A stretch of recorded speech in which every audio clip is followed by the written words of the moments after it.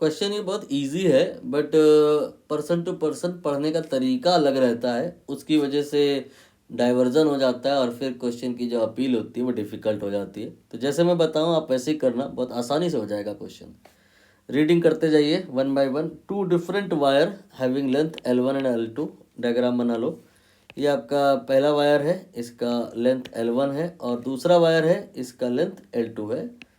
और अगर आप इस वायर को कंबाइन करके चलें, जैसा कि क्वेश्चन में कहा है कि एंड टू एंड कंबाइन हुआ है, मतलब ये पहले वायर का एंड है और ये दूसरे वायर का स्टार्ट है। एंड टू स्टार्ट आप कह लो, चाहे एंड टू एंड कह लो, ज्वाइन करा दिया आपने। और अब ये जो नेट वायर बनेगा, इसका लेंथ L1 प्लस L2 हो जाएगा, और आप इसे बेशक L एज्यूम कर सकते हो। ठीक है।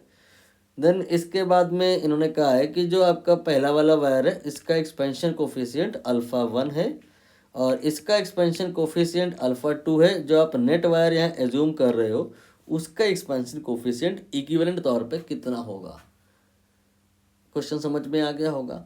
तो आप अल्फ़ा की डेफिनीशन पर आइए पहले, तब समझ में आएगा कि यहाँ पर जो हमें निकालना है वो कैसे निकालना है। अल्फ़ा कोई भी वायर का हो, चाहे आपका इवन कोई वायर का कॉम्बिनेशन ही क्यों ना हो, 2-3 वायर का कॉम्बिनेशन ही क्यों ना हो, any time if you want alpha, you can do what, आप सिस्टम का लेंथ निकालोगे।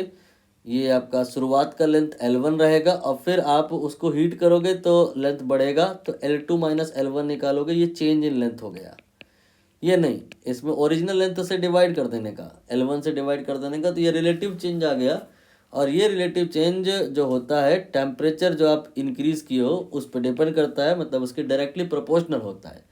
डायरेक्टली प्रोपोर्शनल होता है ना, तो इक्वल टू आएगा तो एक कांस्टेंट प्रेजेंट हो जाएगा, अल्फ़ा होता है। ये डिफाइनिंग प्रोसीजर हो गया अल्फ़ा का। तो आप इसी हिसाब से इसका भी डिफाइन कर सकते हैं, इसी हिसाब से इसका भी कर सकते हैं, और इसी हिसाब से इसका भी कर सकते हैं। ठीक। अब आप इसको हीट करोगे, तो इसको क्या हीट करोगे, अकेले तो हीट होगा नहीं, ये पूरा आपका सिस्टम हीट किया जाना है। मतलब आपका ये जो वायर है ना, नेट वाला, इसको आप हीट करोगे तो इसका लेंथ जो अभी L है, बाद में L डैश हो जाएगा।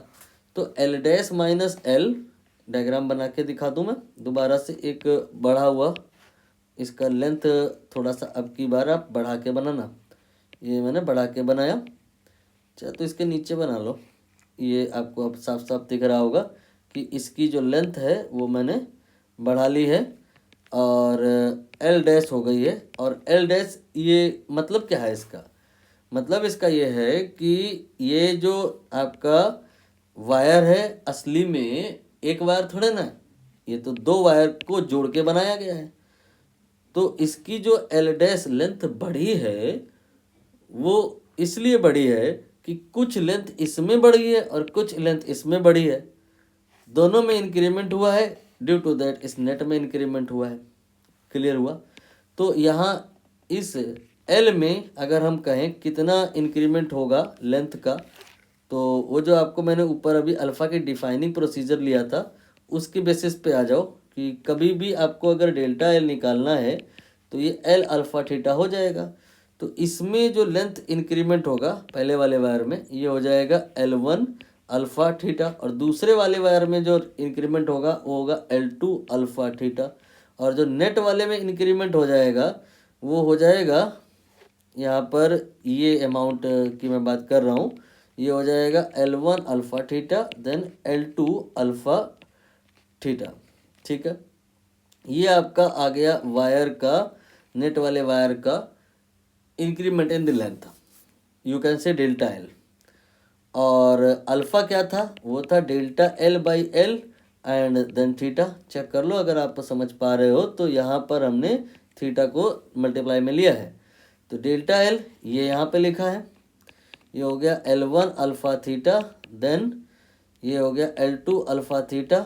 और जिस वायर का अल्फ़ा निकाले उस वायर की शुरुआत में लेंथ कितनी थी, ये L1 प्लस L2 थी, तो यहाँ L की जगह L1 प्लस L2 रख दो, और फिर थीटा रख दो, सब कुछ कैंसिल हो जाएगा। L1 अल्फ़ा 1, ये अल्फ़ा 1 हो जाएगा, ये अल्फ़ा 2 हो जाएगा, अल्फ़ा 1 अल्फ़ा 2, यहाँ अल्फ़ा 1 यहाँ alpha 2, then L2 alpha 2 and divided by L1 plus L2 आ जाएगा। आपको आंसर दिख गया होगा, ए ऑप्शन यहाँ पे करेक्ट होगा।